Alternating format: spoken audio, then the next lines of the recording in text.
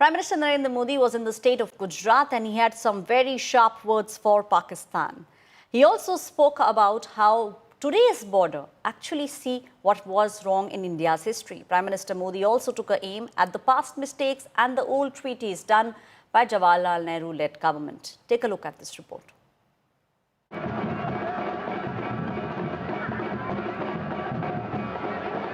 At a charged rally in Gandhinagar, Prime Minister Narendra Modi launched a scathing attack on Pakistan over state-sponsored terrorism. Not just Pakistan, Prime Minister Modi did not even spare previous Indian governments, accusing them of historical inaction on Kashmir. 1947 में जब मां भारती के टुकड़े हुए,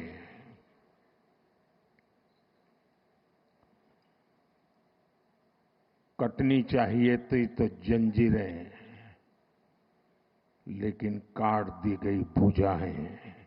और उसी रात पहला आतंकवादी हमला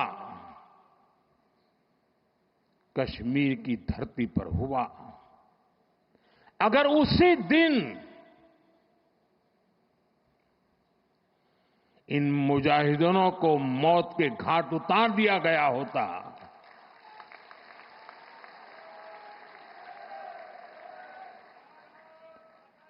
और सरदार पटेल की इच्छा थी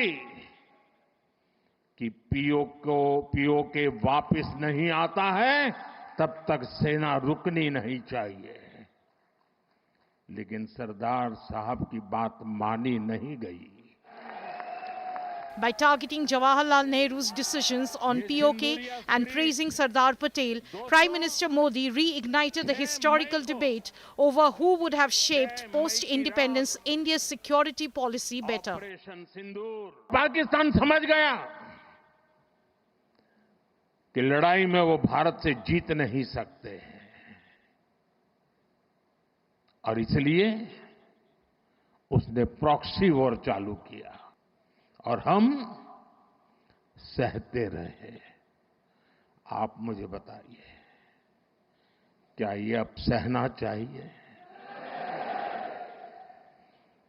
क्या गोली का जवाब गोले से देना चाहिए?